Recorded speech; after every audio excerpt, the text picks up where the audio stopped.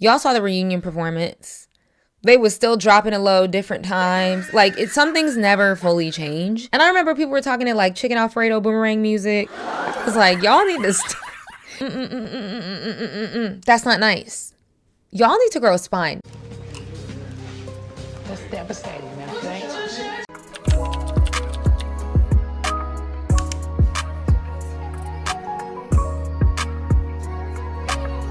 Hey guys, it's your girl Cameron and I'm back at it again with another video. And you guys are in for a treat because today I'm going to be reacting to your unpopular music opinions. It was time to do the re-up, it was time to do the update. And so I took to my community tab a couple weeks ago and asked you guys, what were your unpopular opinions with a focus on pop, R&B, and music trends? There was over 600 plus comments and there were people already discoursing. So I already know we're gonna have a ball. So kick your feet up. I suggest you pause it right now, get a snack, get something to drink, some wine over the age of 21, soda pop. It's so funny when I say pop, like I forget that's a Midwest thing and people be like, what's pop? That's besides the point. Get comfortable. That's all I'm gonna tell you because we are going to be here for a minute. A couple disclaimers or just to give you guys an insight on how I chose opinions. If I don't talk about somebody or something, you can most likely guess it's because you'll get a video on it very soon. Another thing, I don't do the rage bait. I really try not to. So you'll see that some of these opinions are either unpopular or they're pretty 50-50 split. And I would say that's even something worth discussing when something is so visceral and there doesn't seem to be a general consensus. And lastly, there's a couple that I just don't talk about because I don't have an opinion on it. I don't believe that you have to have an opinion on everything. And there's either some things that I'm not well versed enough to talk about, I don't have the info, or B, I just don't. You know, it doesn't strike a chord. Like, comment down below, what is the most shocking opinion today, or what is one that you actually agree with? Hit that subscribe button down below. And while you're at it, if you feel like it, hype this video. It's a new YouTube feature. I don't really know what it does, but apparently it's free 99 and I think it helps your girl out. So without further ado, let's get right into it. Let's get it. All right, guys. So we're going to start like we always do with the juicy stuff. We're gonna start with pop. A little starter, a little warm-up opinion. I'm gonna finally set the record straight on this today because I've been kind of dodging this. I'm not gonna lie. So this first opinion says, Selena Gomez is an underrated pop music icon and has been for years. This is one of those that I do think is split, even though I don't think it should be. You guys may stone me. I don't really care. I love Selena in a movie. And she has a special place in a lot of our childhood. The young girl in me loves a little bit of some Who Says, Tell Me Something I Don't Know. Love that movie, ran that movie into the ground. Top this, give me something with some edge. Wait. Naturally, Love You Like a Love Song, Hit the Lights. Yeah, I would say that they were bops. They did what they needed to do, especially for the time. But I would not say a pop icon. And I wouldn't say it in the slightest. I think one of the biggest criteria to me for a pop icon is somebody who is bending the rules, who is shifting the conversation forward, who is taking risks. And I have never really found Selena Gomez as that person. Is she versatile? Absolutely. But I think one of my qualms with Selena, and I think a lot of people with Selena Gomez, is that she would merely kind of hop on a trend. But to me, she never took it anywhere super interesting. And I'm not saying she has to, but when you're going to attribute a title like pop icon to somebody, something has to be iconic. And I don't know if there's one career song or moment in her music career that I could say that was an iconic moment. To the masses. Guys, not to our 12-year-old little hearts. No. I'm talking about to the masses. I do not think that you could put the word Selena Gomez and underrated in the same sentence. She has received so much praise. She's gotten so far. Considering the product, guys, I'm going to be very honest. I'd actually go as far to say is there's a whole host of people who find her overrated. So she's one of those people, to me, like I said, that lives in that 50-50 space. So for what the Disney scope was at the time, I think her music was perfect. When she became a solo artist and did Selena Gomez in the scene and did her band, that transition point, cool. But at a certain point for me, it fell flat. Until Revival, a storyline. But other than that, we know the vocals have always been a point of contention or debate. And I will give this to you. I think that is very subjective. What I don't think we can argue, we know Selena's not a vocalist. She has this very whispery, breathy tone. Look in the mirror. When I look in the mirror, baby, I see it clear. That, to me, I think it works well with some songs. Other times I'm straining to hear what she's saying. Well, to some of her fans, they like it. And to be fair, pop music, a prerequisite has never been the vocals. A prerequisite has never been, well, not in the last like 30 years. So I'm not even trying to unfairly hold that to her, but I think you guys give her a lot. I mean, at one point, was she not the most followed female singer or person on Instagram? Like, did I imagine that? I just think to be iconic, I need more of a signature. I think Selena's a chameleon. She's a shapeshifter that can be looked at as a strength. And I feel like a lot of her songs have been, okay, what's the trend? What is Selena's sound, you know? And I know when she released recent song, Love On, that was another brand of like a say-so song. It felt uninspired. It felt like she was just trying to pick up what the sounds, what the trends were, and it just repeated the same cycle. Somewhere other than here making out in the back of a car. But I have a question for you guys. Do you think that Selena Gomez would have been that big musically had she have not stamped herself in nostalgia and had baked a special place in young people's hearts? Because that already created the intrigue, the Disney machine. And I don't even want to say it's just because of Disney, because there's plenty of Disney actresses who didn't get that far musically. You know what I mean? So I don't even want to say it's just because of Disney, but how much of that is being blinded by, I love Alex Russo, I loved Wizards of Waverly Place, I love A Cinderella Story, I love Monte Carlo, I love the Princess Protection Program. And then her relationship with Justin Bieber that I think significantly helped boost her profile and interest in the media. Ask yourselves that. Or may I ask, for those of you guys who were full-grown adults when she made her radio transition, was there anything or sense of appeal to you with Selena Gomez? Those of you guys who had no tie, you weren't watching Disney, you didn't really know who she was for real. Did that keep you around? So yeah, I want to leave that with some food for thought. Comment down below, let me know. Someone said, I'm hoping that with the reunion, Fifth Harmony becomes big again. But with the rise of groups like Cat's Eye and Flow, I don't see a lane for them. I agree with this. Now, do I want them to have this successful rise? I think it's always good to make space for new folks in the industry. So for me, I don't need that from them. I think their story was unfortunate. We talked about it. I did a whole video on it. I really just don't feel like those girls wanted to be in a group, period, to begin with. And so I don't want a group to get back together and have hella success and do the whole girl group thing and act like they want to do it when they probably don't. And although people are coming to the realization that Fifth Harmony was that girl group for the time, as chaotic, messy, crazy as it was, they had hits. It was a cultural moment, and it took people to step back to really see that impact. A part of the charm of Fifth Harmony was what was not existing in the market, either at that time or for a long time. There weren't many girl groups to begin with at that time. Versus now, there are currently so many girl groups trying to get their start. And I can name a few. Let's name a few. Say Now, Frequency, Nona. Check them out. Their music is cute. Their music is really cute. Flow, Cat's Eye, Siren Society. Like, there's tons more that I'm not listing, and I'm not even talking about the K-pop craze. So in order for them to really have a good footing, it needed to have been a drought, and that's just not what we're in right now. If anything, I actually think the girl group thing is starting to become slightly oversaturated, but it's a race at this point. So whoever makes it to the finish line, first, second, and third, those are the people who are going to get it. And right now, I think in the race, in the top of the race is definitely Cat's Eye. You got Flow. And the others, the third spot is up for grabs currently, as far as like Western groups. We're talking about people who are trying to make a name right now.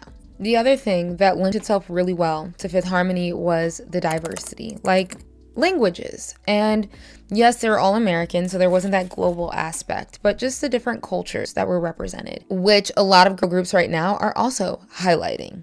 So that already kind of ticks off a box of something that's existing right now. And then also, I think a strength that they had was the uniqueness in their vocal tones. And that's something that I think is kind of missing.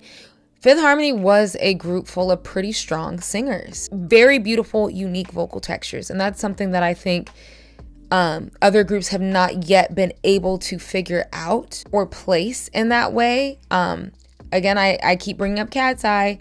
They're kind of close, but their music doesn't lend itself to their voices, like, at all. Yes, to sing. Like, really sing. Yeah. Like, right now we're really in it for the vibe and all that, but I'm hungry for a song where we can just, like, sing. Yeah. Like, vocalists, you know what I mean? I feel like every single one of us have such beautiful voices and such unique sounds, and it does not showcase the depths and the texture the way that I think a Fifth Harmony did. So that's one thing that I think they have right now that could lend itself well.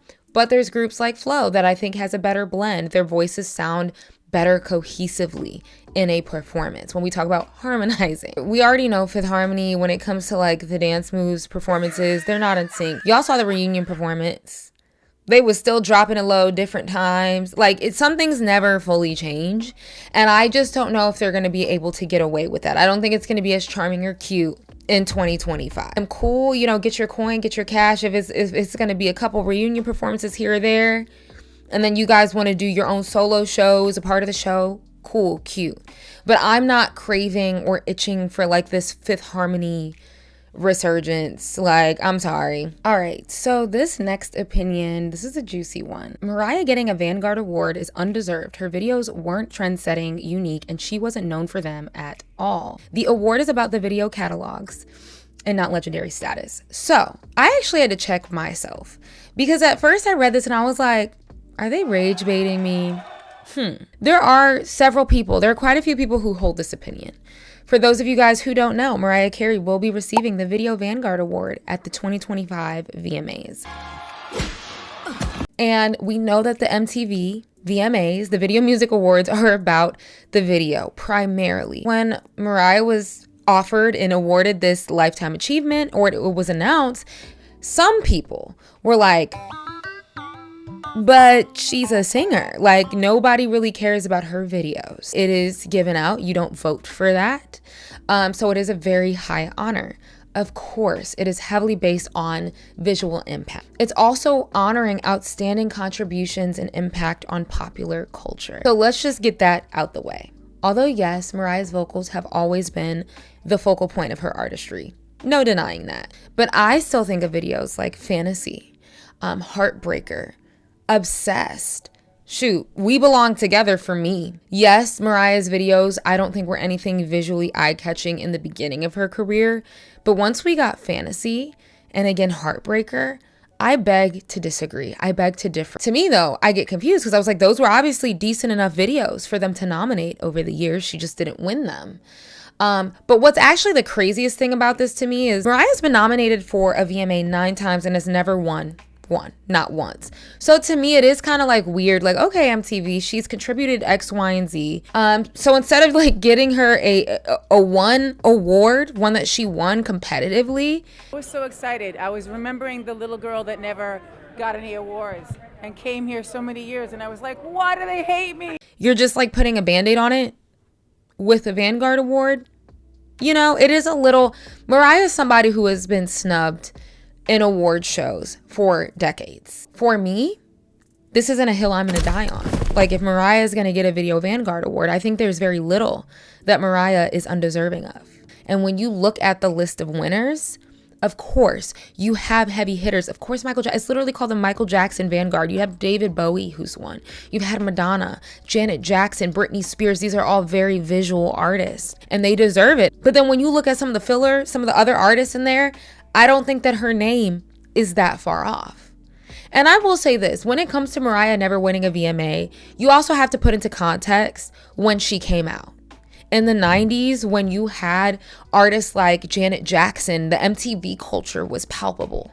Everybody was trying to make these videos, which I would argue, when the visual artist became this, the singers started to become less and less and less important. It was stiff competition. You're going against somebody like Janet. I'm not sitting here saying like I don't understand why this question would be posed. But when I look at somebody like Mariah Carey and I think of a video like Heartbreaker and I think of the narrative-driven visuals, I think Heartbreaker, when it was made at the time, was one of the most expensive music videos ever at that point. But if she was good enough to be nominated over and over, give her the Vanguard. Someone just said, I just spent the block on Justin Bieber's Swag album, and it actually was pretty decent R&B pop. He was kind of in SZA's Nachos a little bit. I definitely enjoyed it more on its second listen than its first. Although I will say this, I did like some of the usage of the 80s R&B, kind of these spacey beats, this 80s, 90s cusp. It was unexpected for him, but it felt like it was a little undercooked. It needed to be baked in the oven for maybe like 20 more minutes to me. Too many songs, and a couple of the songs production-wise, I felt like his voice was being drowned out. I wanted to really hear and bask in the maturity of his voice. And when you talked about being in SZA's Nachos a little bit, well, Carter Lang, who produced 20 out of 21 tracks on this album, is also SZA's producer. And what's another critique that I have for SZA's music? I love her dearly, but the enunciation and her vocals being drowned out. Not only stylistically did they kind of have a similar cadence in both of these albums, they were working with the same guy, but some of the production choices. I'm tired because why did he drop a second one, Swag 2, like 44 tracks in total? I don't really have time for that right now. So we will get to that when we get to that. But he was definitely in SZA's Nachos. You're not off. You're not wrong. And in a way that kind of made me reflect on how I felt about the album overall. Because personally, guys, I think when you are an established artist like a Justin Bieber, you are too late in this stage of the game. You are too talented to be playing it safe and taking off of SZA's Nachos. You should be starting to shift. What does Justin Bieber in 2025 sound like?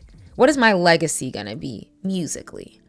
And so, you know, with a lot of the heavy Michael Jackson nods vocally, like the inflections, some of the beats, and then the SZA aspect put into it, it does make me feel kind of like, I think more a care could have been put into developing the actual sound for the album to make it more him.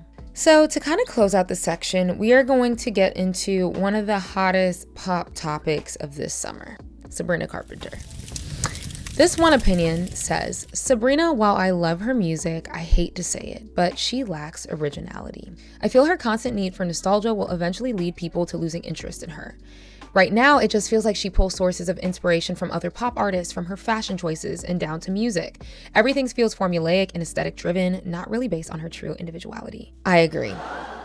In regards to her originality or lack thereof, well, I do think Man's Best Friend is a grower of a project. I ended up kind of enjoying it more on my second listen and having more appreciation with certain tracks than my first. You know, I know there was a lot of conversation about cover, which that's a whole other can of worms that we could talk about. But my biggest personal gripe with it was the constant pull from these archived sounds, these archival sounds. So the 70s and 80s. While Sabrina's truest signature is clearly her lyricism, her satirical and witty lyrics. But I feel like the production and direction on this album, evolving this please, please, please country twang, the 70s, 80s sheen, felt so familiar. I know a lot of people were pulling a lot of it sounded like ABBA with, you know, a little mix of a Shania Twain or a little mix of a Dolly Parton. I kept finding myself asking, okay, but what is Sabrina's musical voice in all of this? Because I did feel like even the way some of the songs were structured, yes, the production does have this pop sheen, this modern pop addition to it, of course. Like the finish of the production, some of those nuances. But melodically, some of the ways that she would structure the bridges, the choruses, it just felt like plug and play. We plug in. If the song were in the 70s, this is exactly how they would progress the song. So I'm going to do that. I'll put my little wit on it and call it a day. And after a while, it did feel a little bit like I was losing her artistic identity. Sabrina's in this breakout season of her career. She has audiences in the palm of her hand, even the people who don't like her. And everyone keeps asking, what's going to be the sound of the 2020s? But I feel like Sabrina could be that person to step to the plate and stamp what that is. Outside of just the branding, she's got the aesthetic down. I know that's helped, but it's like, okay, but the music is going to keep people staying. In general, I'm starting to think that artists find safety with nostalgic sounds rather than just wanting to pay homage. A lot of these sounds from the 70s and 80s, it's been done, it's been liked. A lot of it has been remembered very favorably in the history books. So if you are already kind of scared to get out there in the ring and staple and stamp what your signature is, I think that's why a lot of artists have been leaning towards nostalgic sounds. And before you guys say, y'all only do this with the girls, don't pull that over here. Because I've been very vocal saying, especially with somebody like The Weeknd, I'm over the 80s thing. I'm over it. Especially with artists that I feel like can do more, that they're talented enough to do more and push things forward. I think that it becomes too much of a crutch. And then it's masked as branding. It's masked as identity. It's masked as aesthetic. When it's like, that's all great. That's all cute. That is a part of the package. But the music, it all sounds the same. I think it's cool to do archival sounds, one-offs here, da-da-da-da. Boom, it's 2025. This is art. You can do whatever the hell you want at the end of the day. But I think Sabrina being in such a new position, she has our attention. And in this algorithm, in this day and age, attention is gold. When she was trying to get her career off the ground for years, I think the reason why it was hard to stick was A, the branding, but the music identity wasn't stamped. So I do agree. I think that it's starting to lean too much into that. And if there's another album, she came out this one very quickly after Short and Sweet. But if another album is going to read the same way, I'm kind of good. And I've already said this. I want Honeymoon Fades, the album. I said this on my Patreon. Someone also said in one of these opinions, what was it? And let's talk about the 80s nostalgia trend. It's everywhere, especially among the pop girlies. And Jack Antonoff is clearly at the center of a lot of it. Absolutely. Jack Antonoff was on this project. He is currently producing a lot of the work on Doja Cat's project, which Doja Cat just released a single called Jealous Type. That album's supposed to be very 80s inspired. And while I think it was cute, it's a bop, you know, it makes you dance a little bit. It's not memorable to me because it is heavily reliant on this 80s plug and play. Granted, do I think Doja's rap verse gives it more of a modern edge? Absolutely. Yes, but again, Doja Cat is another person who can take it there. For me, where I'm starting to get to the point, guys, that if I want to listen to music from the 70s and 80s, specifically pop music, specifically pop, I will just go listen to music from the 70s and 80s. I'll go do that because a lot of great music out there exists. And I think it took risks because they were actively developing that sound at the time. This is obviously bigger than Sabrina at this point because I just mentioned you got the Dua Lipas who've been doing it, the Weeknds who've been doing it, now Doja Cat, Sabrina Carpenter. You know, you got Tate McRae with this, you know, 2000s Timbaland, Nelly Furtado thing. It's cool. And music a lot of the time is informed by the past. That is what it is. But some of it does teeter the line of playing it safe to me. We're at the R&B section. Normani gave up on her solo career because of imposter syndrome, and that's the only reason she's rejoining Fifth Harmony. And Camila is also currently flopping and actually could use the group just as much as Normani. There, I said it. Oop, you shaking tables, you rocking the boat with this. So I do want to say I will be doing a Normani video very, very, very, very soon. I actually kind of agree with this. I do. Especially the imposter syndrome part. As someone who I empathize. I have dealt with imposter syndrome a lot in my life, especially navigating the dance scene. And I don't think that this is a dig towards her, right? I think it's just an observation. And we know that Normani has expressed feeling like this a bit, especially in Fifth Harmony. The racial attacks deeply affected her psyche, 100%.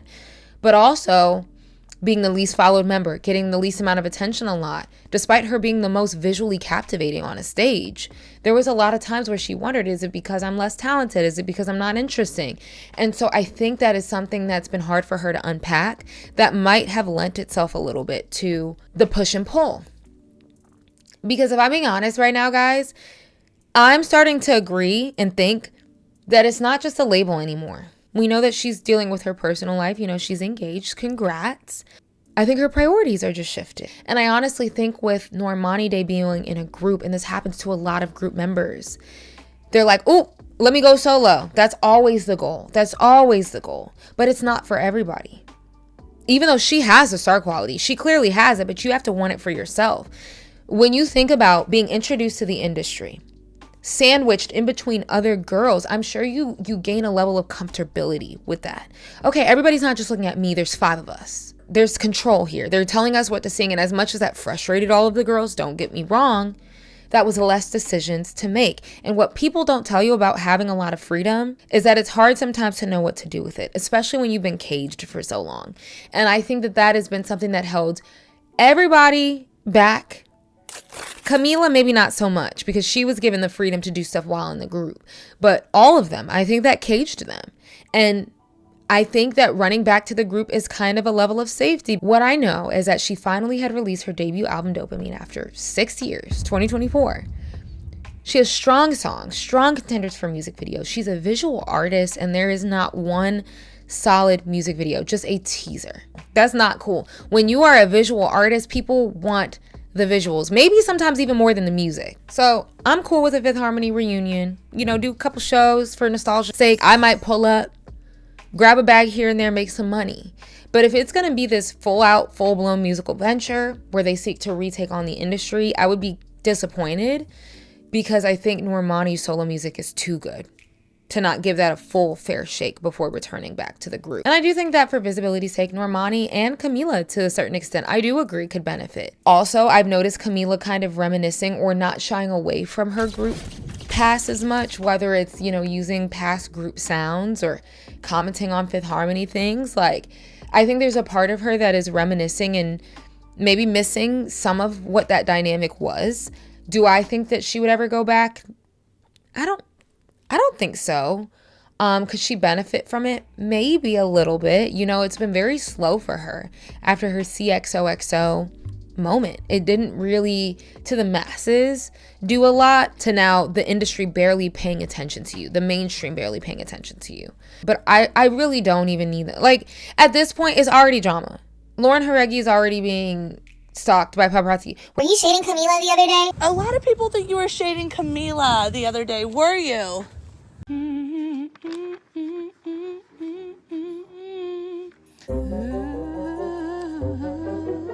Let's not start this again. Someone said, mainstream R&B has become so lazy and boring. Too much auto-tune for voices that literally stay in the same key the entire song. Singers are not creative at all. It's like they're allergic to a creative song structures and any length above 3 minutes. Also with producers being lazy as hell. And it's evident with their sampling. No mainstream R&B artist is doing Brandy's Full Moon album in terms of inventing a new sound. I promise you, take all of Summer Walker's music and let someone who don't know her listen. They think it's just one album. Ooh. Summer Walker, K1, Mariah the Scientist, Giveon, Kehlani could never. And you made a good point. I think producers kind of get off the hook a little bit because artists are front facing, when in reality, producers do a lot to help carry a sound. Producers, I think too, they're not really facilitating much interesting either. And I think this is a thing though that gets confusing. I think for the artists, you look at songs like Burning Blue by Mariah the Scientist and LMA recently sampling Say My Name. Someone also mentioned LMA in one of these comments as a response saying, LMA is another one too. She interpolated Say My Name on her latest song, and she was in a monotone voice the entire time. No texture, no runs, no riffs, no emotion, no soul. And the production was just okay. Like, it was just the same key, it was the same feeling the entire time. No games, it's time to make it plain. Boy, don't be acting strange. I think what's so beautiful and grand about something like R&B is the ability to take your voice and make you feel so many different things just in one song. And so that's something missing to me. And I've said this, you know, LMA made a comeback. I was saying she needs to come back soon because Mariah the Scientist is taking her spot. And it damn near might have already happened. Granted, LMA is a better singer, but their tones favor each other. I don't know if you guys notice this, but their vibrato is very similar to me. But Mariah the Scientist, you on shaky waters too. Y'all know she just did her new album, but her man is out here. Somebody said Lady Whistledown.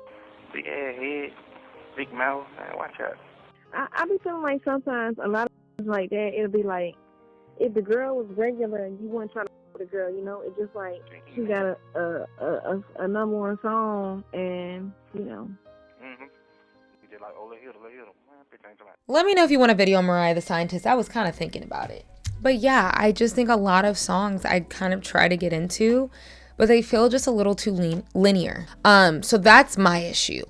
But I totally agree with this response. The only thing that I feel like we gotta stop doing, right, we gotta stop putting Kehlani at the brunt of these. And as somebody who knows her discography back in front. She's one of them ones that be trying to like span outside of R&B or do something a little different. And she can sing. I feel like a lot of people use her as like a punching bag for their lashings when they talk about these things. She tried to come out with what's that damn album? Crash. Different vibes, long songs, shorter songs, different sections, different portions, and her fans hated it. It was Grammy nominated though, but her fans hated it, and they said, hey, don't do that shit again. Go back to your old stuff. So what does she do? She released While We Wait 2. Great project. And now it's culminated into Folded, which I think is a beautiful, beautiful R&B song. It's sectioned off really well. You have the string intro. It lets the instrumental breathe. It's lyrically focused. Cool key changes. You have riffs and runs. The vocalists are covering this song. There's a reason why everybody in the industry and singers were hopping in on this Folded trend, because they had something to play with. It was malleable. Go stream Folded. Go stream Folded. Editing cam here. I would just like to say that Kehlani just posted that she's in the studio with Ryan Leslie and the Brian Michael Cox. She's coming, and I don't want to say I warned you, but it's coming. All right, this one says, Danileigh could have been the next J-Lo type entertainer if she played her cards better. I disagree with this. I think J-Lo is one of those one-of-a-kinds in the way that her career played out. There are some similarities between her and Danileigh. Like, Danileigh got her start backup dancing. She's a dancer first. And so by that, maybe that's kind of what you're going off of. J-Lo started dancing with Janet. Danny started dancing with this person. She choreographed for Prince. She did these things. I made my name in the dance industry just being out there and working with different artists, that Prince ended up finding me when I was 18. And he reached out to me, wanted me to direct his music video. And got her foot in the door. I think her looks had a lot to do with it. But J-Lo, after a while, not only with the music, but she started really intermingling with A-list Hollywood by way of these blockbuster films. You can say all you want about J-Lo as a singer, but that woman can act down. I would argue that she would have been more favorably remembered if she stuck to acting. Danileigh did not have any of that infrastructure, and I don't think she would have been able to captivate the attention of people. Kind of off rip, or not long after she really got in the mainstream, pissed off her main fan base. The Yellowbone song, dragging somebody through the streets. It appears from recently leaked body cam footage from her DUI hit and run arrest back in May 2023. The shocking footage shows Danileigh attempting to convince Miami police that she cannot be arrested because she is an artist. This is after the authorities claim she hit a teenager riding a moped with her car, breaking his spine and causing a kidney laceration. Outside of them being Latinas and starting as dancers, J-Lo had too much of an industry backing. She had the right connections when she needed them, and I just don't think you can really replicate that. It's like a 1 in a billion type of chance. Danileigh, I don't even really know what she's doing right now. I know she performed recently doing something. I agree with you. She didn't play her cards right though, but I don't know if it ever would have really taken off for her like that. Someone said, I feel like the reason Summer Walker hasn't dropped finally over it yet because of the reception of the singles. A worry that the album might not be able to go against her past work. Hear me out on this. Heart of a Woman is a good song, but it's not lead single material, which caused the song to come and go in terms of cultural conversation, and Spend It was paid dust as a result. It was. We're nearly a year into the rollout, and there's no clear sign of an album dropping. I don't know what's going on with this album. It's coming soon. It's getting cold. Yeah, so we can relax by the fireplace and listen to it. I agree with you that Heart of a Woman was kind of not single material, but in her defense, she put a snippet out and everybody's like, dropped it. So I don't know what disconnect happened or where it went wrong. She did kind of try to gauge opinion and it didn't work. I will finally say that song did not do it for me. Surprisingly, it didn't. I tried and it just feels kind of stuck. It feels soulless almost. Like she sounds bored singing it to me. It's my mind and my soul, rest of your pride. She sounded unenthused, and it sounded kind of like a Brandy song from the late 90s, like something that she recorded in the studio 25, 30 years ago. She's like, it's okay, but it's not there. Something was missing for me. And I remember people were talking to like Chicken Alfredo boomerang music. I was like, y'all need to these nicknames gotta stop. It just felt like a regurgitation of songs we've heard. And it's very hard for R&B artists because we constantly tell them, hey, we miss the old Then they make the old shit and now we're saying it doesn't feel passionate. But that's the problem. Not only was the old stuff musically rich, but it had passion. They were enunciating. You could feel it. And that's the part that I think these other artists are failing to realize. Yes, the R&B crowd has been crying for old school, but a part of that equation in the formula is the feeling. What is your opinion on the current state of R&B? What is your thought on the landscape right now? I don't like it. Why? Well, it's no shade. I'm just an old school girl, so I really love just like all the, you know, the SWVs and the Escape and the Brandy and the, oh, I almost said somebody else I can't say, but I just love old school R&B. Everything is too vibed out. It's too mellow. It's too auto-tuned. It's too smoothed out. I want grit. I want roughness. I want raw. I want texture. And that's why I think some of Summer Walker's most interesting work is her more neo-soul styled music, like her Clear EP. And that wasn't what it was giving. And that other single was just very okay. She announced, I think, the album back in October 2024. She's on the Breezy Bowl tour. I absolutely think that there's a pressure. She's probably not happy with the final product. Similar to what Cardi B has come out and been saying. I'm being real with y'all. I did not like what I had. I didn't think it was good enough. And when you have a very successful projects, there is a self-sabotage that can happen where you're so in your head that you weren't like that with your other projects. And I definitely think that's happening here. All right, and our last R&B opinion. I think since people see a whole bunch of Black artists killing it, this might be controversial, but we are going through a backlash to hip hop and R&B similar to the anti-disco wave. Walk with me. But the Black artists that are killing it right now are artists who had established themselves by the end of the early 2020s. True. Similar to the music landscape after the conservative backlash against disco occurred. From 1979 to 1983, Black artists were sidelined until pushed back allowed for Michael Jackson to dominate with his Thriller album. I personally believe this is why the new Black artists are currently struggling, as the industry has scaled back in support of these projects, and are really only reserving it for the already mainstream Black artists because they don't think middle America will want to hear it. This is great analysis. This is a great conversation starter. This could be a whole other video topic, but I do not think you're wrong to consider the parallels. Well, I do think that there are inherently some quality issues with hip hop and R&B, as there are with other genres, but there have been some quality issues, whether it's the lyricism. I just talked about some R&B things that contribute to this factor where it's not selling. Sure. A lot of comments that I get lately are, where are the Black pop stars? Why aren't R&B artists selling well? I remember somebody posted Coco Jones' first week sales, and they were like, why is no other Black R&B artist outside of SZA selling well? Exactly. When we see that R&B isn't selling that well, and neither is hip hop, these artists are not being pushed or promoted despite some of these folks being talented. Both genres were birthed in Black culture and dominated primarily by Black artists till this day. While hip hop has always had levels of negative connotation tied to it since its inception, late 70s, early 80s. If we look at the anti-disco movement, which was not just because of the music, y'all, it was due to identity, race, and sexuality. I really want you guys to check out the PBS documentary, The War on Disco. A lot was shifting in the United States in the 70s, right?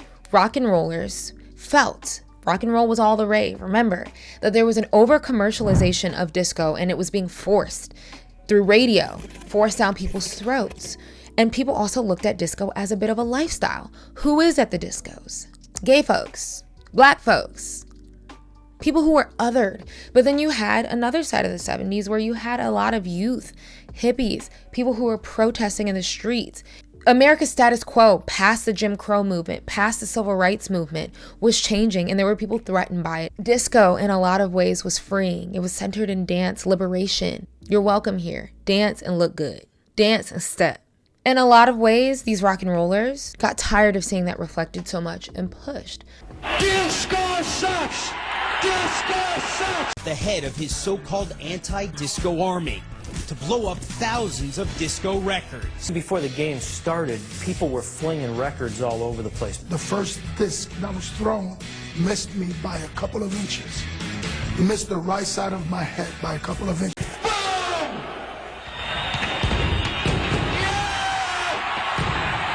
So if we put that in the context of things like R&B or hip hop, which are heavily by Black artists till this day. We have to think of where we are in society right now. There's a lot of people who think DEI equals Black people.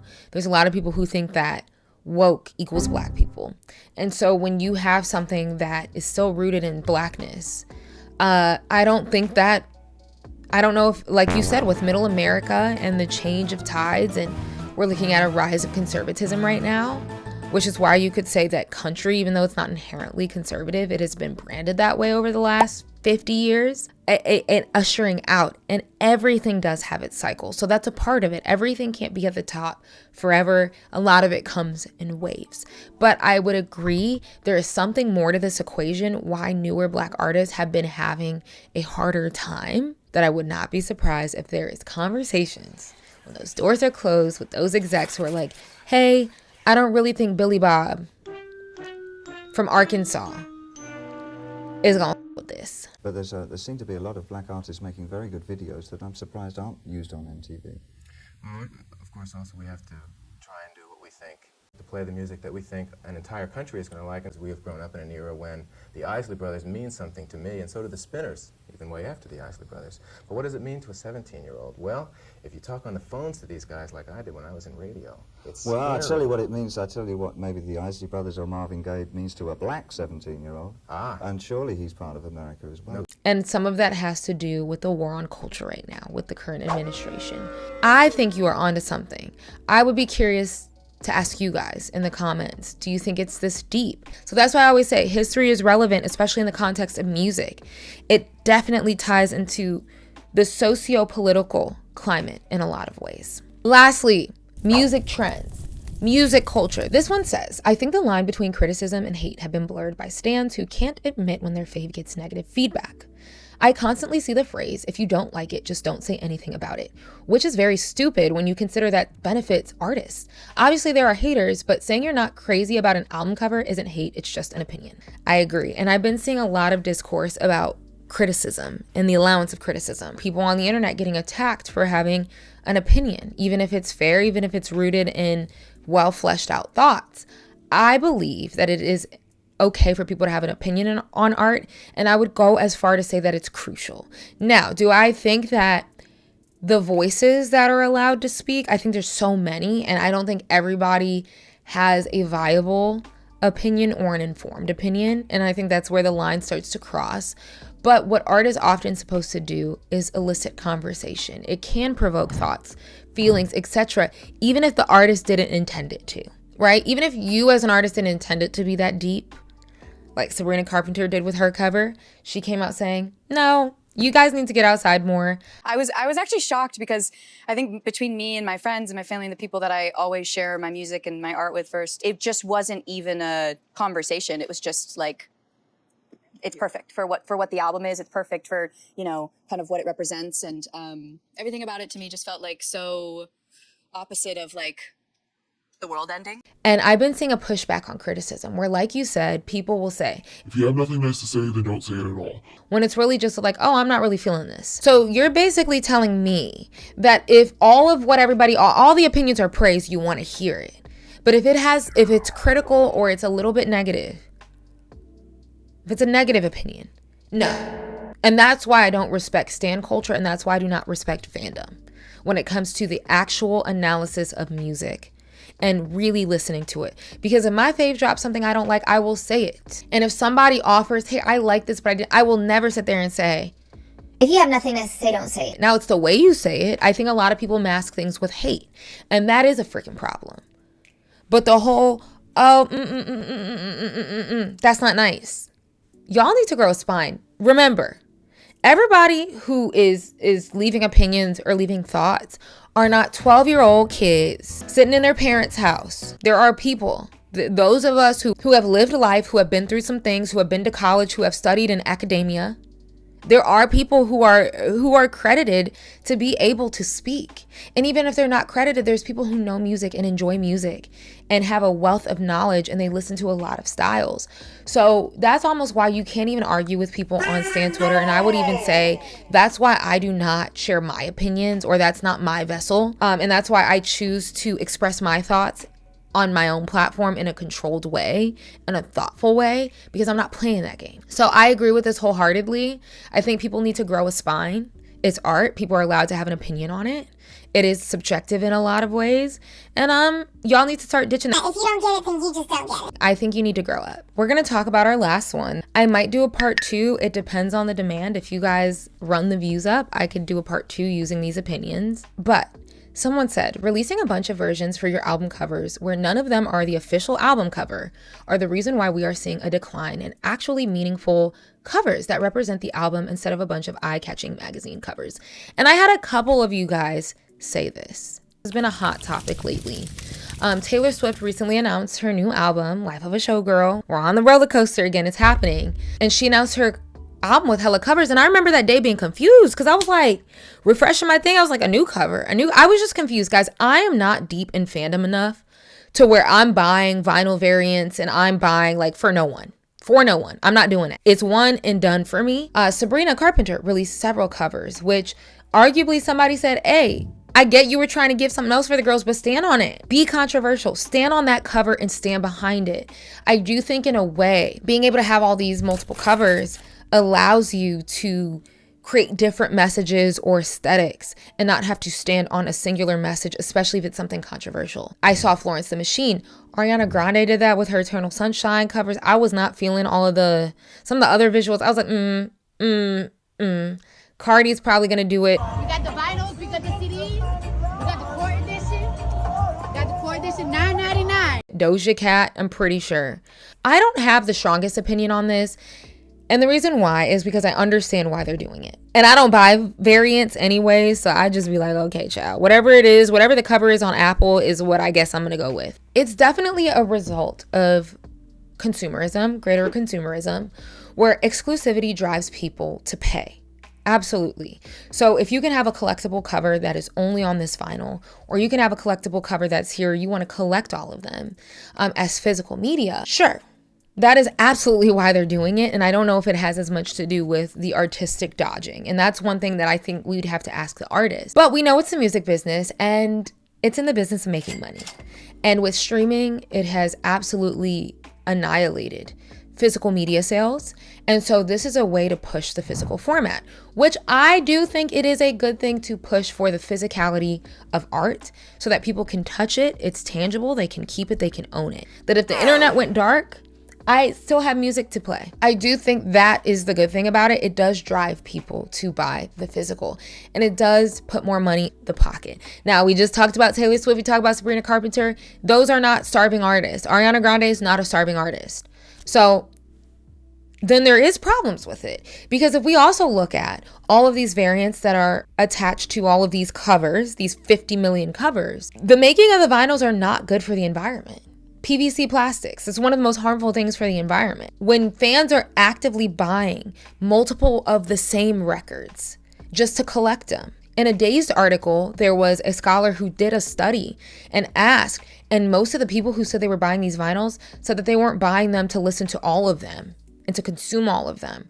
No, they would probably just use one and the rest are decoration. So it's wasteful, right? And that's a whole other different story and situation. That should be the conversation. But on the art and music side, I do love how some albums have truly been defined by a singular image. And I feel like if we look back in time, we would see that the imagery really lends itself to creating the iconic nature of the music, of the body of work, the lore. And I think that will not exist in the same way because there's not one definitive defining image that people have to stand by. And maybe that's why I know people have been saying album covers in the last 5 years have not been that great. And maybe it's because you don't have to commit. You can say, well, this one means this, and this one means this, and this one relates to track 3. What is an image that encapsulates the whole feeling of it? So I don't feel super strongly about it, if I'm being honest. Most of the artists that I enjoy and I like, outside of the really big ones, do one cover and call it a damn day. So, it is what it is. But I do agree it's something that might be worth looking at. It could be diluting like the idea of album covers. So I don't want to downplay that. So guys, we are going to wrap this up. This is so long, but I just wanted to chat with you guys, catch up on some hot topics. I might do a part 2 sooner. Let me know if you guys want to see these more often. I might be taking a slight break on my channel in the near future. Like for a week or two. There's some family things, and also just there's burnout. Burnout is a real thing. But I am literally, somebody called me Amazon Prime. Baby, I am trying to deliver every week long videos. I'm talking about 50-minute videos. And I'm the only editor. Sometimes you need a break. And I've been getting stress hives because I'm stressed. So I will let you know in this video what I decide to do. But yeah, thank you guys so much for watching. And I will see you guys in my next video. Bye.